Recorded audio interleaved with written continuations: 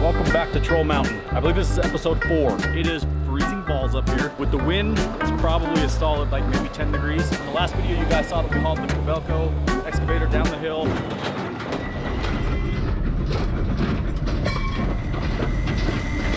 That was violent. We got it down, and now we know what not to do with the other machines.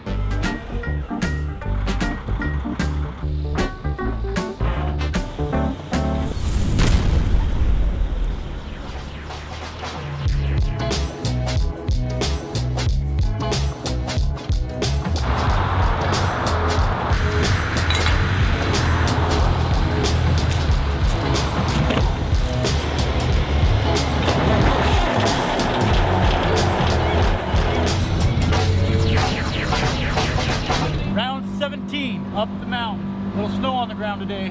Never stopped us, but it might stop us.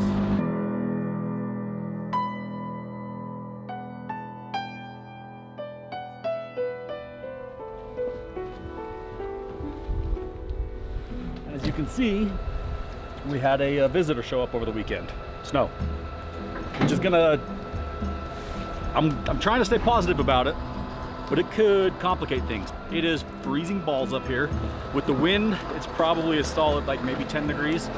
And it just somehow keeps getting colder as the sky keeps getting clearer. Right now we're at the 235. In the last video you guys saw that we hauled the excavator down the hill. We got rid of it, already got it sold. Starting to make our money back on this job right now. In fact, I'm gonna keep you guys posted as we go of how much money we make on this job. And kind of how it all washes out. I'll tell you how much I paid for everything, how much it all sells for. Also, I realized in the last video, the old trucks, I knew it was gonna be an issue. I knew people were gonna be upset. I'll tell you what, we have a storage yard full of old trucks that people say, oh, we're gonna buy them, we're gonna buy them. We haven't sold them for like a year, nobody buys them. But I'm gonna have you guys put your money where your mouth is. Next time we come across old trucks that we think could potentially be valuable, whether they have titles or not have titles, what condition they are, doesn't matter. We're gonna show them in the video, and then we're gonna give you guys a week.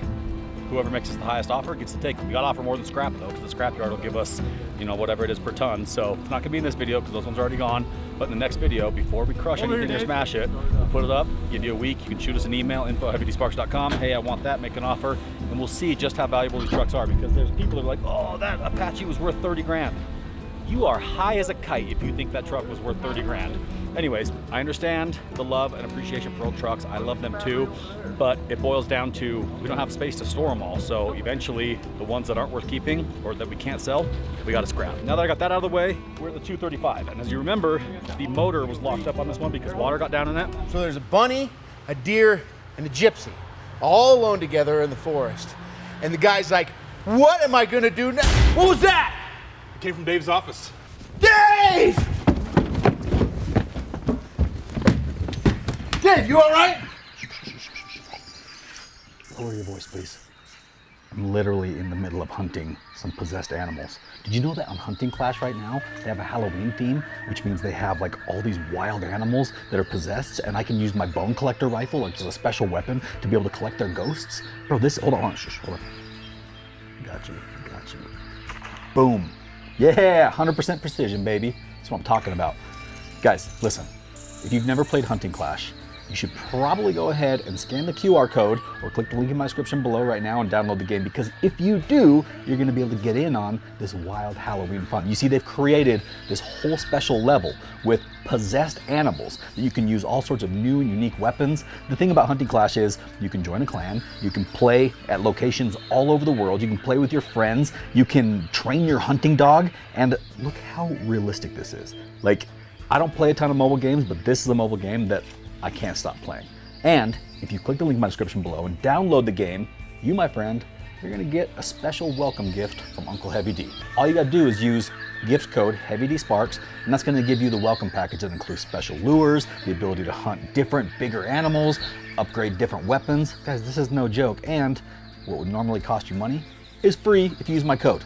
So download the game and get playing, because I would love, hold on, ooh, a wolf. Go hunting with you. Ooh, don't show that precision. That was a dirty shot. Anyways, that's what I'm up to. What's up? You mean to tell me you've been sitting up here in your office all day just playing games? Just click the link in my description, scan the QR code, you can join me. in it. And more water got down in it over the weekend. Even though we tried to cover it, the stuff blew off and there's a little more water in there. However, I just added a little secret cocktail of acetone, ATF, some bolt rust penetrant, and a bunch of other chemicals down in each cylinder. Hopefully that's loosening up the rings.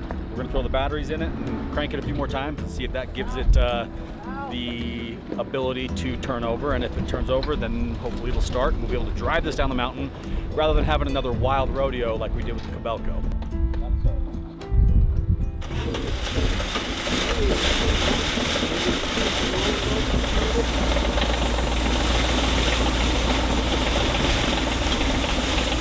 I hate being hot. I hate being comfortable. I love freezing to death. I love windy, cold days. And I brought a very positive attitude. The torque multiplier, or as the container says, the labor-saving wrench. So what we have here is we've hooked on to the main engine pulley, and we're going to try and crank the motor over. Dave's already made a cocktail of acetone, ATF, rust penetrant, and a bunch of other chemicals. Dumped it down each one of the cylinders through the injectors. Got the injectors out. And if we can get the motor to spin freely, then we will. Those look very nice. They are very nice, and they're super like thin, but they're cowhide, so it keeps the breeze out. It's almost like I'm not even wearing gloves. Yeah. Party time. Party time. Light it, stick it down, and go boom. That's a little sketchy. So right now I'm putting some flame down in the exhaust manifold because I'm hoping to warm up the cylinders. If I can get the pistons and the cylinders warm, they'll expand and contract, and that might be enough to be able to break the seal of the rings between them. This is going to be the best shot at starting that it's going to have. Jim just tried bumping it, and it moved a bunch. We also have the option to try to throw a socket on the front main pulley bolt to be able to crank it by hand. There's kind of a tight area in there, but I think we can get in there.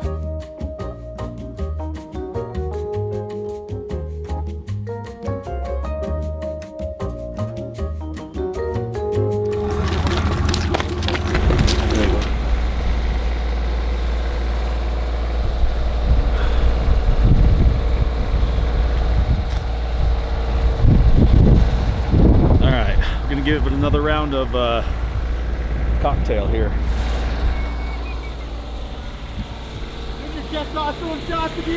Yeah, you ready?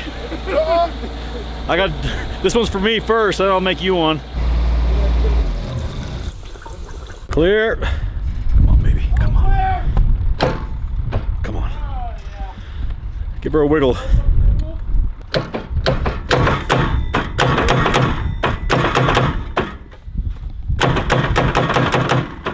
Hold on.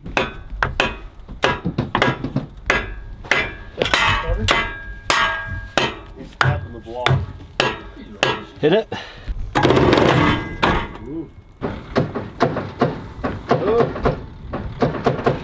Try it again. Hold on. Try again.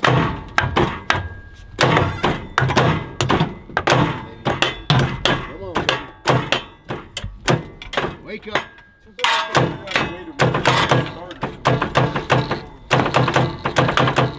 Lost our connection. Terminal still hooked up? One's smoking a little bit. Yep, all good. Holding something there?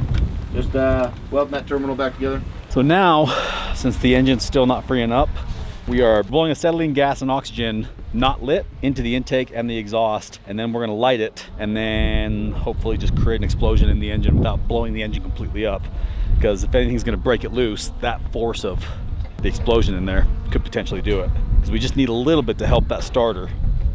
Alan might blow us up here, we'll see.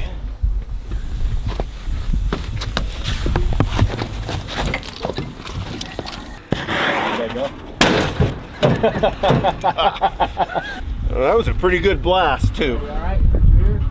No, I'm good, but we got to do that again to try it. That might actually get it going. 4, 3, 2. In your ear there, Al. Huh? They'll all light because some of the cylinders, the intakes are open and the exhausts are open. So it's going through the whole system.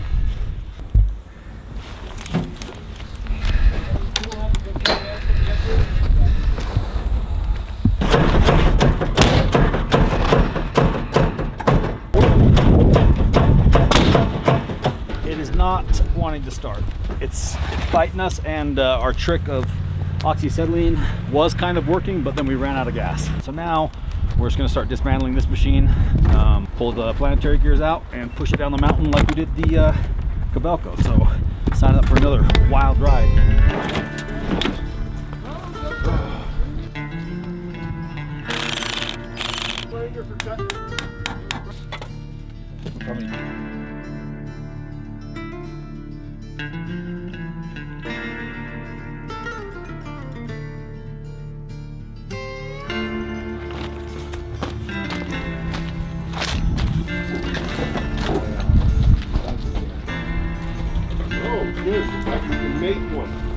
Welcome to the Bad Boy weather update. It's cold as shit. That's it. Back to you. I can't think of a worse environment to operate heavy equipment. A track usually gets bound up with mud or little rocks. There's like boulders that size just stacked up on the inside of that track. Game plan is we're gonna manhandle the excavator, kind of get it straight, get the boom pulled out, get it all chained in position, and then I'm gonna go grab the dozer, and then we're gonna push and pull with the loader and the dozer, push it down the hill.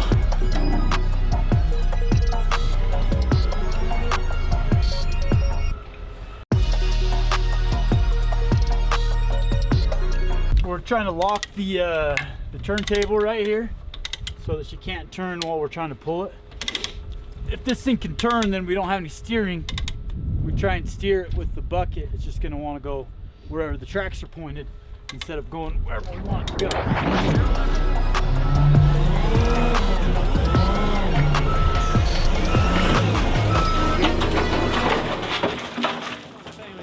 Get it, Al! Come on, Al, one more! Yeah! Meet it.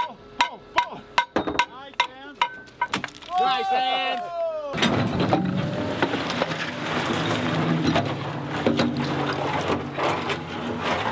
This hammer, will you? Got it. You got it. You got it. You got it. Sword and stone.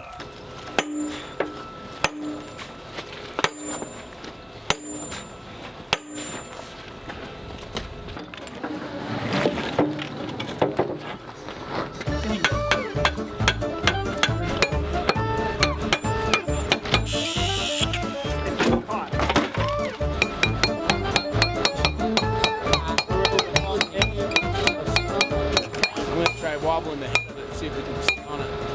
Moving target. Switch.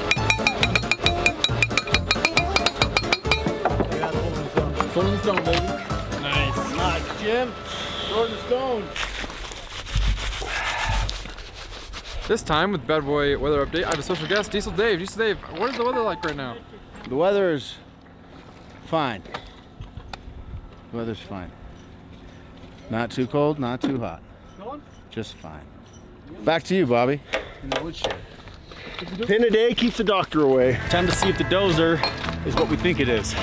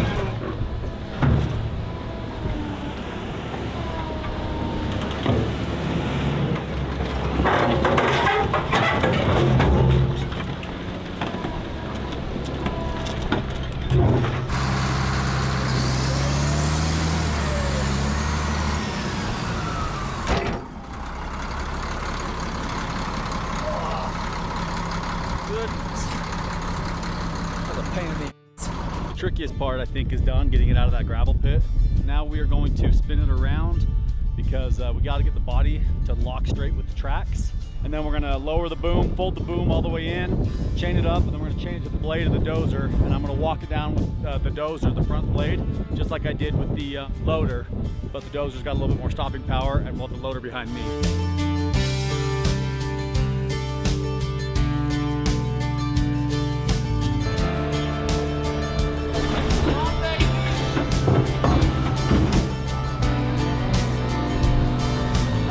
That's it for the day. It's getting winter time, which means the days are getting shorter, which means we have less time to work because we have to fly the helicopter back, and we don't want to do that in the dark in a storm. So gotta take off while we still got daylight, which means we're gonna leave this track out the top of the mountain. We do have it pretty much ready to go now. Got the counterweight off, all the other parts and pieces. Now we're just gonna hook it to the front of the dozer and walk it down the mountain, but we can't do that until we come back up, probably tomorrow.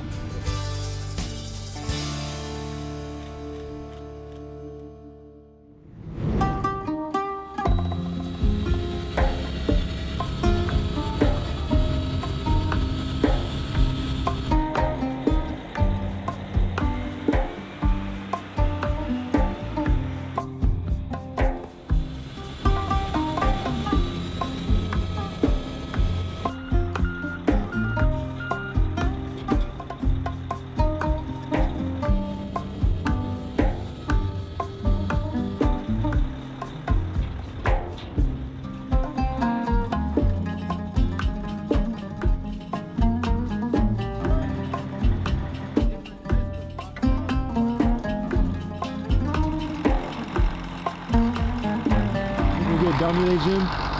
Get this down? Yeah. Yeah, she's moving now. She's got to, just depends on how snowy this road is down here. It might get pretty slippery. So cold. So cold.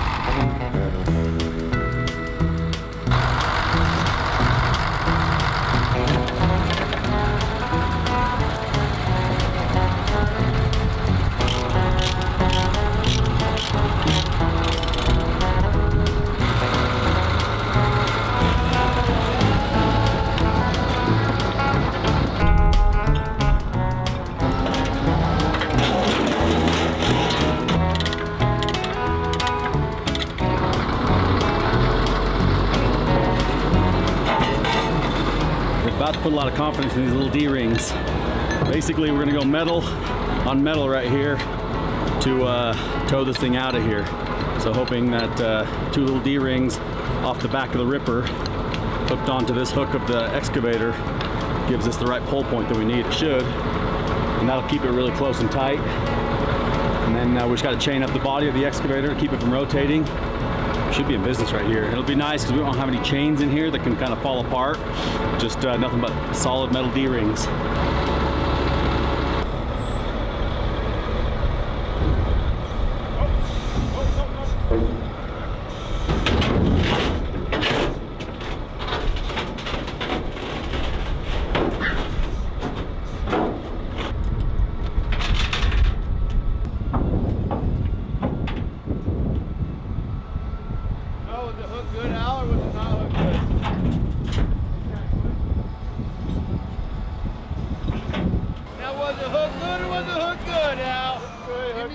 Give me some. Yes.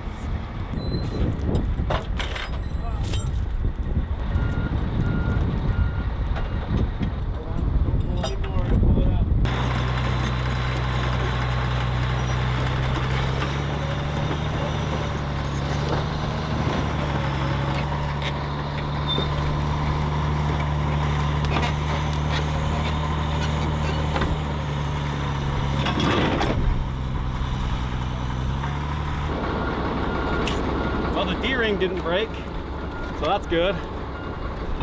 With the small D-rings. Little one's right there on the loader.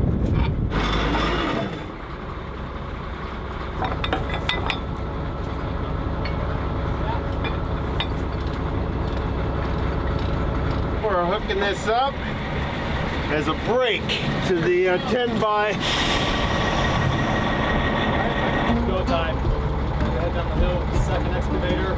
We got a much better setup this time.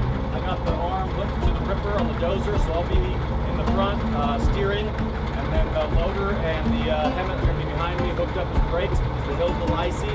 So this loader is significantly less heavy than the Velcro that we hauled down. Right now this thing probably only weighs 70,000 pounds, somewhere in that range, whereas the other one was like 130, so way heavier. Once we get to the point where we're comfortable, we might open up the loader again, but we want to be safe and not run any risks of running down the hill. So the only concern is the chains holding the body of the tractor from rotating. If those keep coming loose or breaking, then we're going to figure out a solution. But we got 4 chains on there now, so it should hold.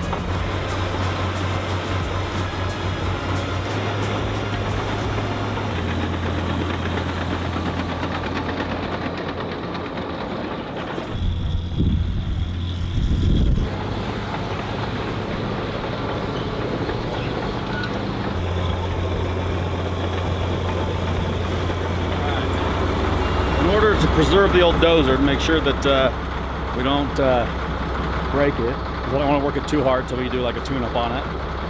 We're gonna switch out for the loader now because we're down the steep part, so feel good about it. They're gonna rearrange the vehicles.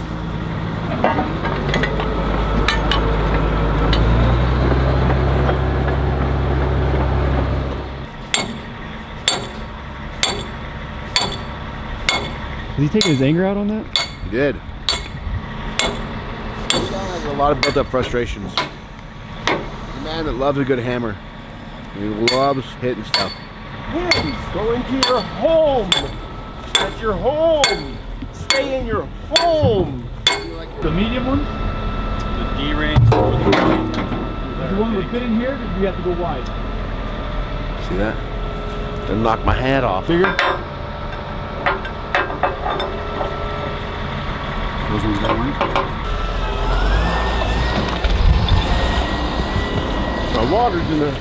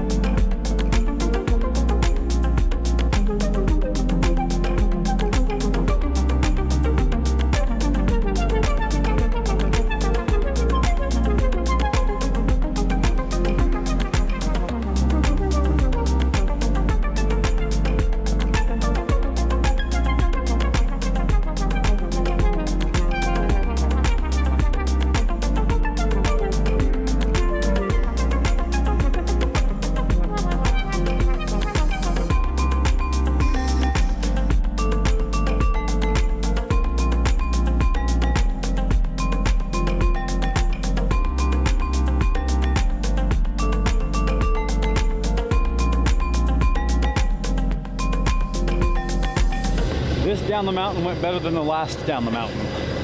Getting better every time. Still was hoping to get this thing done within like a couple of hours, but no luck. So 4 hours still isn't that bad.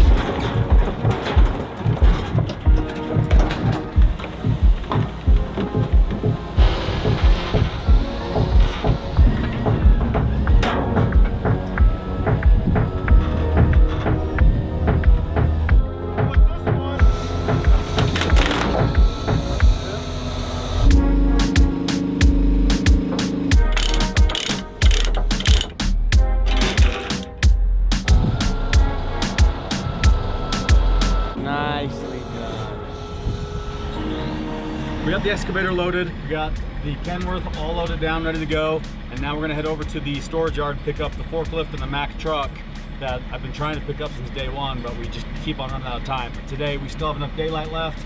We got the other lowboy empty, ready to be loaded, so that'll be good. We'll be able to get 2 big loads out of here today. That's been the most frustrating part about this project is the days are so short to be able to work because of the travel time and having to take off before dark in the helicopter.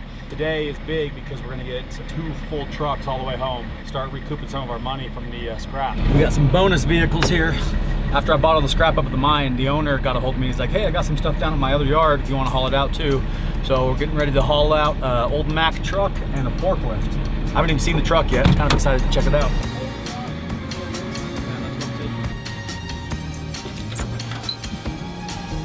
Kind of a cool old truck.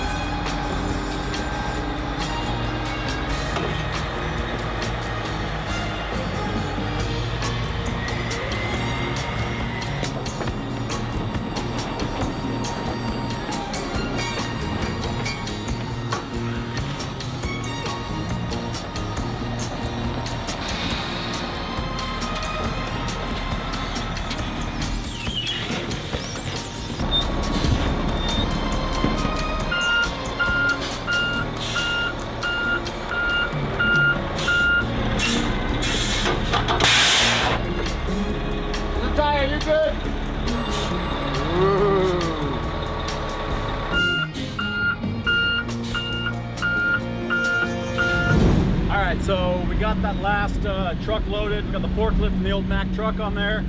Neither one of them are great pieces of equipment. They're probably both scrap. We'll see if the truck's worth anything when we get back, but they got to get that strapped down. Meanwhile, we got to cruise back to the top of the mountain because we are fighting daylight now to be able to get in the air and fly home.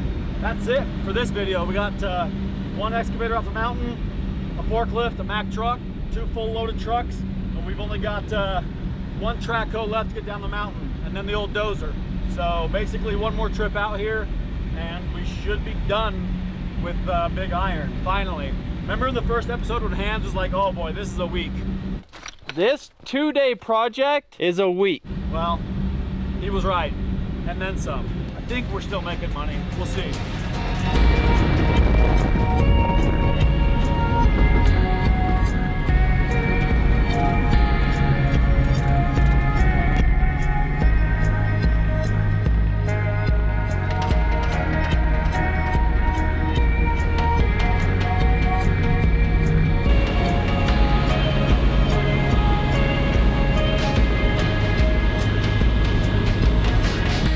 Probably go ahead and scan the QR code or click the link in my description below right now and download the game, because if you do, you're going to be able to get in on this wild Halloween fun. Click the link in my description, scan the QR code, you can join me.